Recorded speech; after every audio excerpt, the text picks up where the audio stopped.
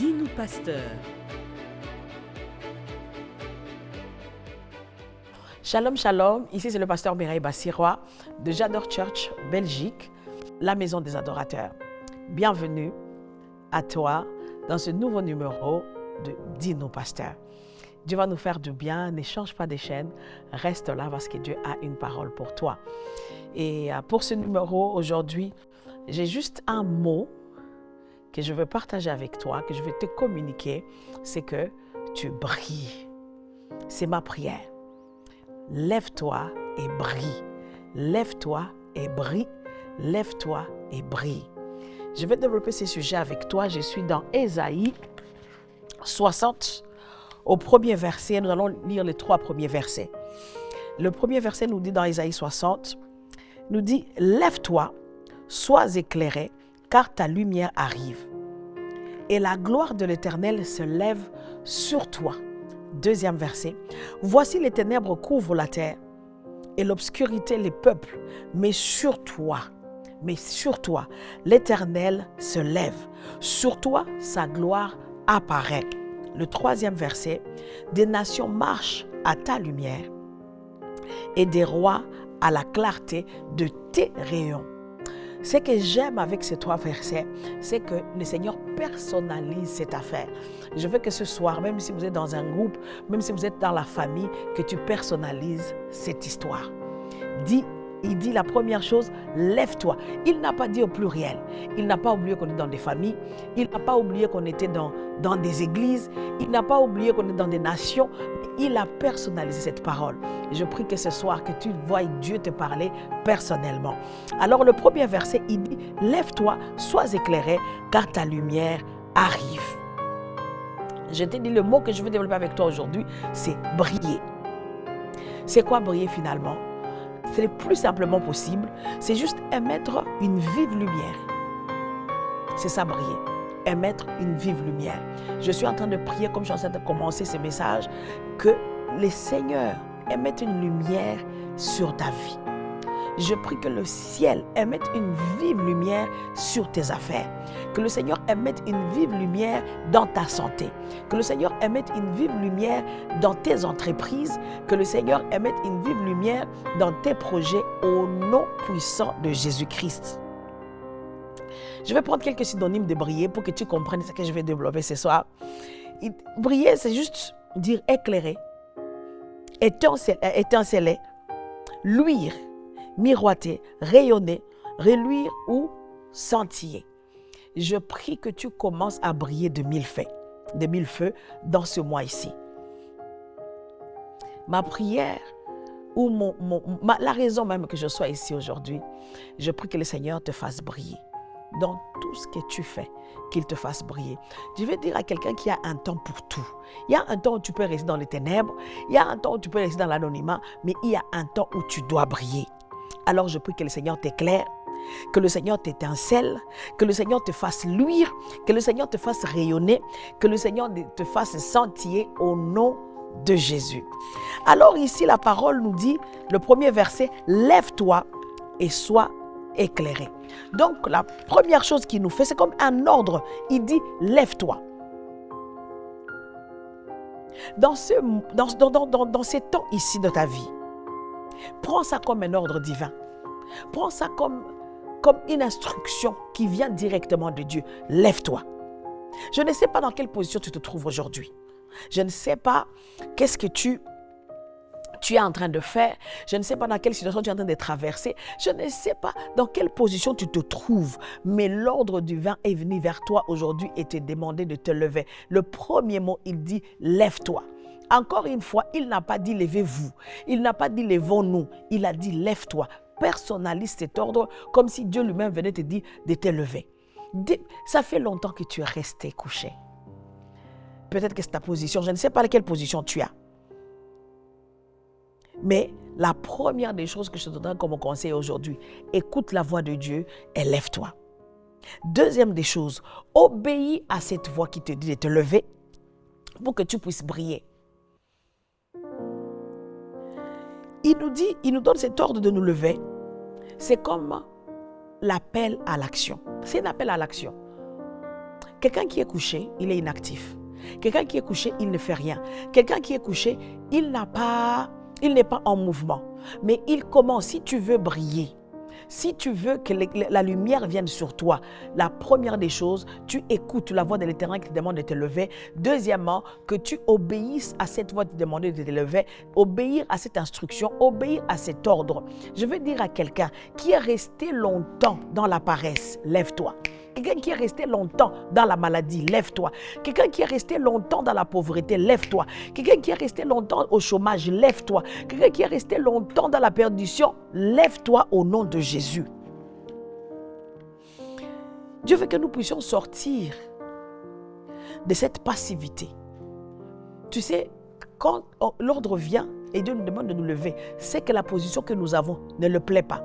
La position que nous avons ne le permet pas d'agir. La position que nous avons ne le permet pas de faire ce qu'il doit faire. Je ne sais pas si tu es couché, je ne sais pas si tu es passif, je ne sais pas si tu es dans l'ombre, je ne sais pas où est-ce que tu es. Je veux t'aider, je veux te prier de demander à quelqu'un qui est à côté de toi ou tu envoies un message à quelqu'un dans quelle position tu es. Dans quelle position tu es. Parce que s'il faut que tu brilles, il faut que tu te lèves. Ce n'est pas la lumière, la parole nous dit qu'on ne peut pas allumer une lumière et le mettre sous les boisseaux. Tu dois le mettre en haut, au-dessus de la montagne pour que ça puisse briller. Alors pour que tu arrives en haut, il faut que tu sois éveillé. Encore une fois, je te prie, lève-toi, lève-toi, lève-toi. Ici, nous allons voir quelques positions dans lesquelles tu peux te trouver. Comme je ne sais pas c'est dans quelle position que tu te trouves, mais toi-même, tu connais ta position actuelle. Peut-être que tu es dans une routine. Tu es dans une zone de confort où tu es déjà habitué. Par exemple, tu n'as pas de travail, tu es habitué au chômage. Tu sais que non, ça, c'est ma vie. Je sais que moi, je ne trouverai jamais du travail. C'est une routine pour toi. Tous les jours, tu te lèves quand tu veux. Tu ne vas nulle part. Et pour toi, c'est devenu normal. Peut-être que c'est ta position. Mais je viens te dire de te lever. Deuxièmement, tu peux peut-être être dans une position de souffrance. Tu as tellement souffert que tu penses que la souffrance est devenue normale. Tu es tellement passé par des temps de maladie que tu penses que tu ne te rappelles même plus la dernière fois où tu étais en bonne santé. La dernière fois où tu étais sans ces douleurs-là. Tu t'es habitué à ces douleurs et tu penses que c'est ça ta vie. Peut-être que la maladie est ta position aujourd'hui. Je ne sais pas dans quelle position tu te trouves. Peut-être que tu peux être dans une position où tu as perdu espoir, tu as perdu quelqu'un de cher et que la douleur a tellement envahi ton âme que la dépression est devenue ton ami. Tu as perdu espoir, tu ne fais plus confiance. Même Dieu, tu as l'impression que Dieu t'a laissé, même Dieu, tu as l'impression que Dieu t'a trahi et c'est la position dans laquelle tu es. Je ne sais pas si c'est ta position aujourd'hui. Peut-être que tu es dans une position d'échec. Tu as essayé plusieurs fois et tu as toujours échoué. Et tu te retrouves où tu ne veux plus essayer. Peut-être que c'est ta position, mais je viens t'annoncer aujourd'hui qu'il y a une nouvelle saison qui va s'annoncer sur toi. Il y a une nouvelle saison qui se présente à toi. Il y a une nouvelle saison qui t'offre à toi. Et cette saison, pour y entrer, tu dois te lever. Alors je veux que tu te parles à toi-même et que tu te dises, Mireille, lève-toi. Mireille, lève-toi. Mireille, lève-toi. Dieu nous appelle à nous lever. Pourquoi? Le premier verset nous a dit, lève-toi, car ta lumière arrive. Tu vas comprendre que cet appel de Dieu, c'est l'appel à la manifestation de la lumière. Il ne te demande pas de te lever pour qu'il t'abandonne sur la route. Il dit, lève-toi, car ta lumière arrive. Il nous appelle, il nous invite à la manifestation de la lumière. Il ne veut pas que nous puissions rester dans l'obscurité. Il ne veut pas que nous puissions rester dans la maladie. Il ne veut pas que nous puissions rester dans l'échec. Dieu ne veut pas que tu restes dans cette position de souffrance. Il y a un temps pour tout. Il y a un temps pour tout. Et c'est pour cela que Dieu vient avec ce message d'espoir. Il dit, lève-toi. Ce message de vie, lève-toi. Ça, c'était le premier mot. Lève-toi. Si tu veux briller, lève-toi. La brillance, la clarté, la lumière, ce n'est pas pour les paresseux. Ce n'est pas pour les gens capricieux. Tu sais, la chose qui nous garde dans des positions de maladie, des positions dans une routine, dans une souffrance où c'est comme si c'est ton habitude. Il y a 3 choses qui nous gardent dans des positions, dans une mauvaise position. La première des choses qui nous garde dans une mauvaise position, c'est les murmures. Le temps de te lever est arrivé. Le temps que le Seigneur t'éclaire est arrivé. Mais toi, tu es encore en train de murmurer. Rien ne te va. 1 Corinthiens 12, 12 nous dit, ne murmurez pas comme les autres qui périrent. Le murmure ne fait que nous faire périr. Si tu vois quelqu'un qui se plaint de tout, il se lève le matin, pourquoi le soleil s'est levé aujourd'hui? Quand il va dormir, pourquoi la nuit est arrivée? Tout ce qui se trouve autour de lui, il fait que se plaindre et se plaindre. Il murmure le matin, il murmure à midi, il murmure le soir, il ne va jamais briller. Parce que tu vas rester dans cette position. Deuxième chose qui nous garde dans une mauvaise position, c'est la peur. Tu as la peur de tout. Ah, je ne sors pas aujourd'hui, il fait très chaud. Je ne sors pas, il y aura des embouteillages. Je ne sors pas, il y aura la pluie. Tout ce qui est normal, pour toi, ça te fait peur. Je ne peux pas commencer ce projet. Je ne peux pas faire ceci. Tout. Cela va te garder dans la mauvaise position et ça sera compliqué pour que Dieu te fasse briller. Troisième chose qui nous garde dans une mauvaise position, c'est les craintes. Tu as des craintes de tout. Ce n'est pas bon. Il faut que cette crainte-là te quitte aujourd'hui au nom de Jésus. Les inquiétudes, quatrième point, qui nous font garder dans une mauvaise position. Tu t'inquiètes pour tout. Tu t'inquiètes de ce que tu vas manger, de ce que tu vas boire. La Bible dit, ne vous inquiétez de rien. En toute chose, faites connaître vos besoins par des prières, des supplications et des actions de grâce. Quelqu'un qui veut rester ou qui est dans la mauvaise position et qui se plaint de tout et qui murmure et qui s'inquiète, il ne peut pas sortir de cette position-là. Au lieu de garder cette position, prie. C'est ce que la parole nous dit. Donne des actions de grâce à Dieu. Essaie d'admirer le peu que tu peux avoir. Peut-être que ce que tu minimises, c'est la prière de l'autre. Alors pour quitter la mauvaise position, il faut que tu arrêtes de murmurer. Il faut que tu bannis la peur, que tu puisses bannir les craintes, que tu arrêtes de murmurer, que tu te lèves. C'est l'ordre que le Seigneur nous dit. Le deuxième point, il dit, sois éclairé, car ta lumière arrive. Donc si tu te lèves, tu seras éclairé. Alors je prie que tu te lèves pour que le Seigneur t'éclaire, que tu quittes ces murmures pour que le Seigneur t'éclaire, que tu quittes ces craintes pour que le Seigneur te puisse t'éclairer, que tu quittes ces plaintes, ces peurs pour que le Seigneur puisse t'éclairer au nom de Jésus. Maintenant, ici, la deuxième phrase où il nous disait, sois éclairé, lève-toi, sois éclairé, car ta lumière arrive. Ce que j'aime avec cet ordre ici, il ne dit pas lève-toi et trouve une lumière. Il dit tu seras éclairé. Tu comprends avec moi que tu n'es pas la propre source de ta propre lumière. Il nous donne, il est lui-même le responsable de cet ordre et il est la source de la lumière qui va nous faire du bien. Alors accepter de recevoir la lumière de Dieu, c'est accepter de refléter la lumière de Jésus. Si tu te lèves, la suite ne dépend que de lui. C'est lui qui va te faire briller. Il dit, lève-toi car la lumière arrive. Alors, la lumière là vient d'où? Ce n'est pas ta propre lumière. Je ne parle pas de ces make-up que tu vas mettre pour paraître jolie. Ce n'est pas de ça que je parle.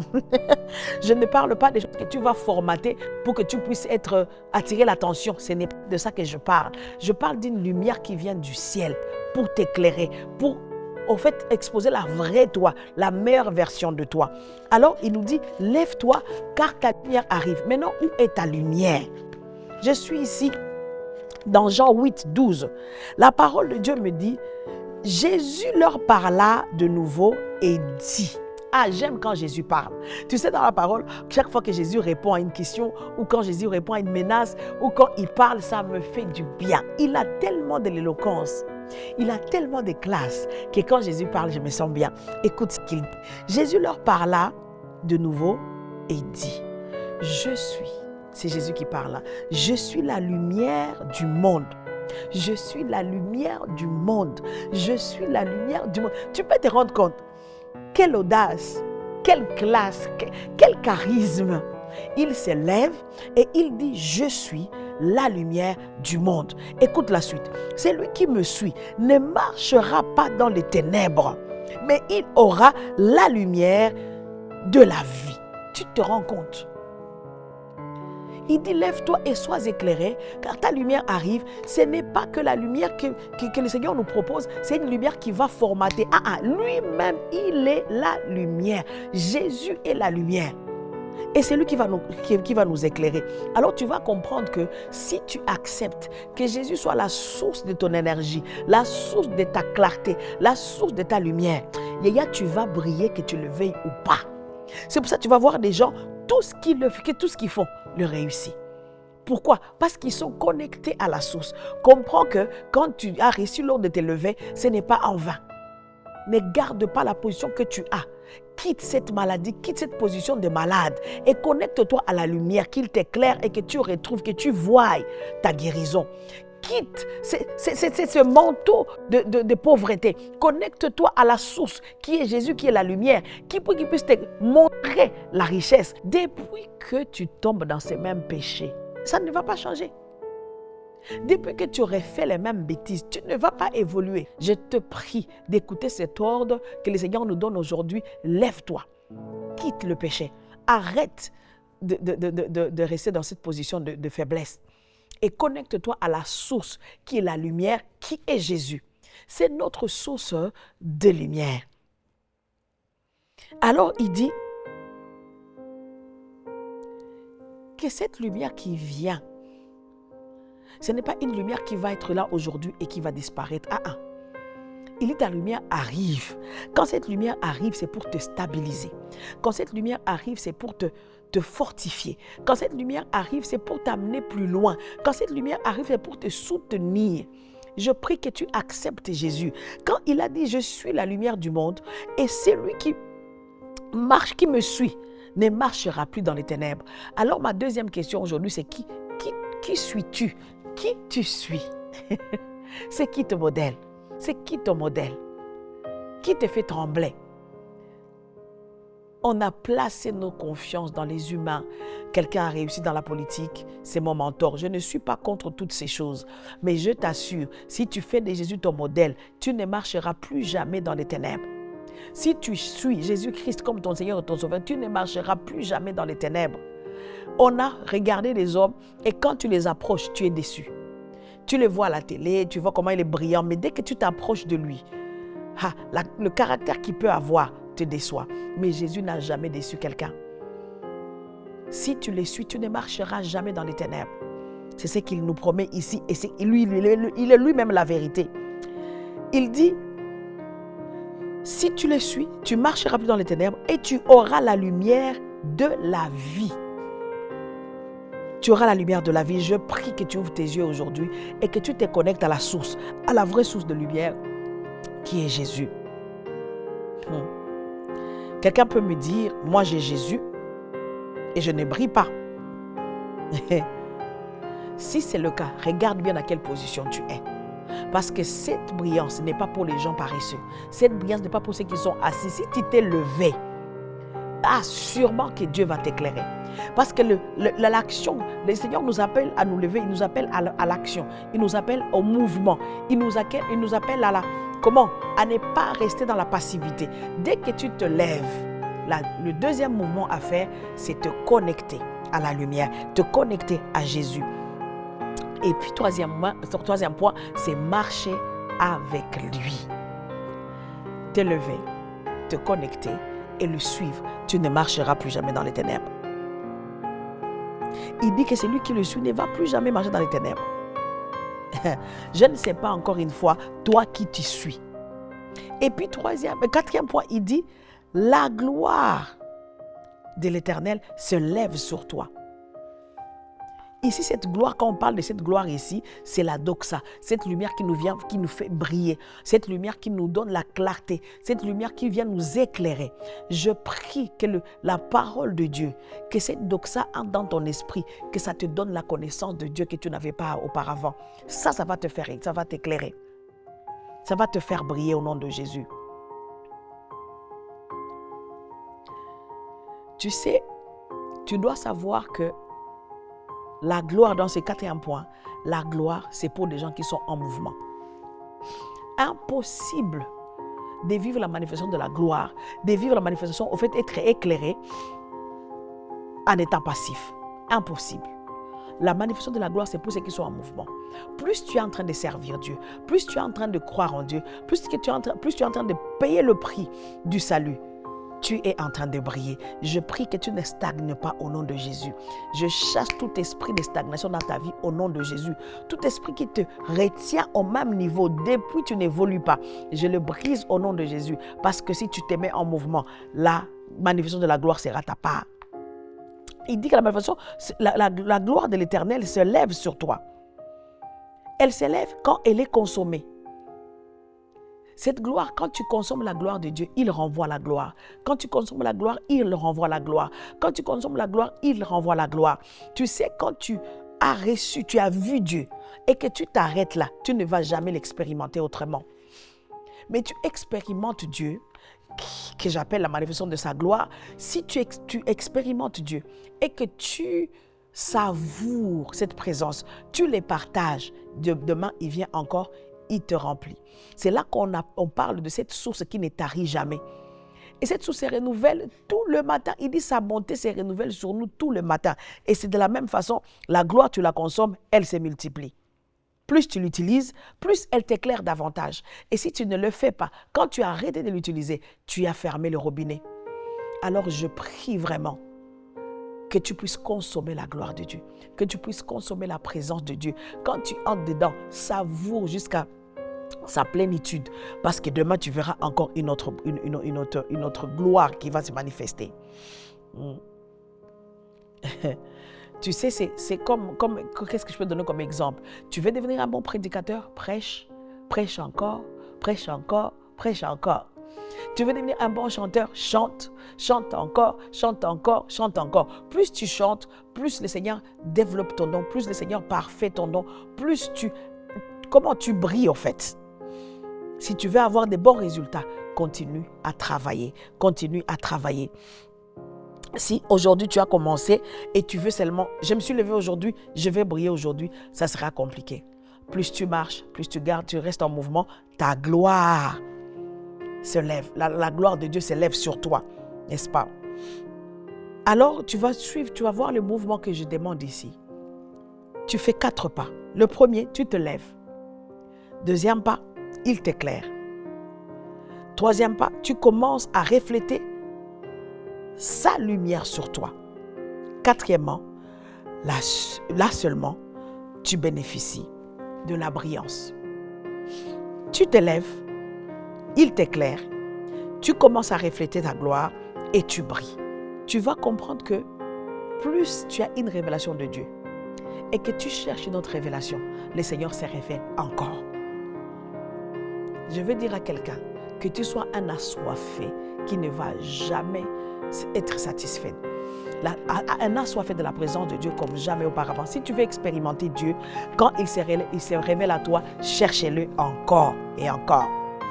Alors, le deuxième verset, il nous parle de « Voici les ténèbres couvrent la terre et l'obscurité le peuple, mais sur toi. » Ah, j'aime quand on a personnalisé comme ça. « Mais sur toi, l'Éternel se lève. Sur toi, sa gloire apparaît. » Sur toi, la brillance apparaît. Sur toi, la doxa apparaît.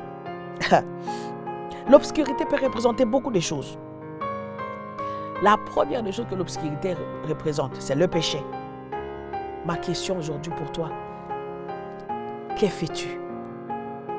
Est-ce que tu continues à refaire les mêmes bêtises? Est-ce que tu es toujours dans le péché ou tu t'es déjà connecté à la lumière? L'obscurité peut représenter cet environnement de saleté dans lequel tu es, des mauvaises compagnies, des mauvais conseils. Ça peut t'amener ça peut te garder dans l'obscurité. Où es-tu? Alors je prie que tu restes pas dans l'obscurité, que ça soit pour les autres, mais toi, que ta lumière arrive, que toi, tu sois différent des autres, que toi, tu te distingues. Il dit, mais sur toi l'Éternel fait briller, sur toi l'Éternel se manifeste. Que malgré ton environnement, que toi tu brilles. Malgré ce qui se passe autour de toi, que toi tu brilles. Malgré ce qui peut se passer, que toi tu brilles au nom de Jésus. Que même si ça ne va pas dans ta famille, que tu sois celle qui va briller. Ça ne va pas dans ton travail, que tu sois celle qui va briller. Que ça ne va pas dans ta nation, que tu sois celle qui va briller au nom de Jésus. Alors je veux vite prendre le 3e verset où il dit « Des nations marchent à ta lumière et le roi à la clarté de tes rayons. » Je prie que tout soit le matériel didactique de Dieu. Je prie que quand Dieu veut s'inventer, qu'il te montre. Quand Dieu veut montrer qu'il est Dieu, qu'il te pointe le doigt. Nous nous rappelons comment il parlait au diable de Job. Il dit, as-tu vu mon serviteur? Ça veut dire quoi? Que Job brillait, que Job était différent, que Job faisait ce que les autres ne pouvaient pas faire. Que Job était différent des autres. Mais est-ce que toi tu es différent des autres? Ou bien quand on va parler, c'est sur toi qu'on va représenter les ténèbres. Je prie vraiment que tu sois la fierté de Dieu. Il dit, les nations seront éclairées par ta lumière. Ce n'est plus, toi tu t'es connecté à Jésus et maintenant, au travers de toi, on peut voir Jésus. Tu dois savoir que le but de la brillance, ce n'est pas pour que nous puissions paraître jolis ou beaux ou belles. Non, non, non, non. Le but de la brillance, ou si tu veux que Dieu te fasse briller, c'est pour que tu puisses faire briller les autres. Tu reçois Jésus pour partager Jésus. Et nous avons lu ici que Jésus était la lumière du monde. Et si tu veux briller, c'est que tu as Jésus en toi. Et le but que le Seigneur nous a envoyé Jésus, c'est pour que nous puissions être des Jésus qu'il va partager sur terre. Si tu brilles et que tu n'influences pas, alors ça ne sert à rien. Si ta lumière n'attire pas les nations vers Dieu, ça ne sert à rien. Si ta réussite n'a pas poussé quelqu'un à croire en Jésus-Christ, cette réussite-là ne sert à rien. Si ton mariage n'a pas fait que quelqu'un qui était désespéré puisse reprendre l'espoir et croire en Jésus, c'est que ce mariage ne sert à rien. Si avoir des enfants, toi, tu n'as pas, quand tu as accouché, ce n'est pas un témoignage, ça ne sert à rien. Je prie que tu arrêtes d'avoir de faux succès. Des semblants de succès qui t'amènent nulle part. Que chaque chose que le Seigneur fera dans ta vie, qui t'éclairera, que ça puisse le rendre gloire. Et qu'on regarde, on dise non, non, non, sûrement que l'Éternel est avec elle. Moi, je veux voir l'Éternel. Aujourd'hui, on parle du Dieu d'Abraham. Pourquoi? Parce qu'Abraham n'a pas brillé que pour lui. Abraham a prié pour Dieu. Il a été le représentant de Dieu. On l'a dit on lui a nommé le père de la foi. Parce que comment son éclat a éclairé les nations. Ce que le Seigneur a accompli dans sa vie nous enseigne jusqu'à aujourd'hui. Et qu'est-ce que le Seigneur a fait dans ta vie qui a amené quelqu'un à Jésus-Christ? Si ce que le Seigneur fait dans ta vie, c'est juste pour t'enorgueillir, c'est juste pour faire manger ou nourrir ton ego, ça ne sert à rien. Je prie que tout ce que le Seigneur fera dans ta vie puisse amener quelqu'un à Christ. Que si tu chantes bien, que ton don amène les âmes à Jésus. Si tu t'es marié, que ça puisse parler de Jésus et que les autres donnent leur vie à Jésus. Dans tout ce que le Seigneur fera, il dit parce que ta lumière les nations doivent suivre ta lumière. Comment tu te comportes à l'école? Ou c'est seulement avoir Jésus pour frimer, c'est seulement avoir Jésus pour qu'il m'exauce, j'ai besoin, j'écris à Jésus pour que je puisse aussi avoir ce que les autres ont à un. Ce n'est pas ça le but de la lumière. La lumière vient à toi pour que tu puisses éclairer le monde finalement, pour que les gens viennent à Jésus. Alors je prie aujourd'hui que le Seigneur t'éclaire. Je prie aujourd'hui que le Seigneur te fasse briller. Je prie aujourd'hui que le Seigneur te déménage, qu'il te sorte de ces ténèbres-là, qu'il t'amène à la lumière pour que les rois, pour que les nations suivent ta lumière qui est Jésus en toi. Alors finalement, l'apôtre dirait Christ en moi, l'espérance de la gloire. Pourquoi? Avec fierté, parce qu'il savait que Christ en lui, tout ce que je peux avoir, il est la source. Et cette source-là, c'est pour que je puisse partager aux autres. Alors je prie qu'à partir d'aujourd'hui, que le Jésus en toi ne soit pas caché, que le Jésus en toi ne soit pas mis en bas de la table, que le Jésus en toi ne soit pas un sujet de honte, que ce soit ton trésor qui va éclairer le monde, que tu sois fier d'être connecté à la lumière qui est Jésus, que tu sois fier de le partager dans ta famille, que tu sois fier de le partager dans ta nation, que tu sois fier de le partager dans ton entourage, que tu te présentes avec audace, avec classe et charisme et dire j'appartiens à Jésus. S'il y a une guérison dans ta vie, dis ma guérison, je le dois à Jésus. Mon mariage, je le dois à Jésus. L'exaucement, je le dois à Jésus. Ma réussite, je le dois à Jésus. Que les nations suivent Jésus qui est en toi, qui est ta lumière. Alors que Dieu vous bénisse. Dis-nous, pasteur.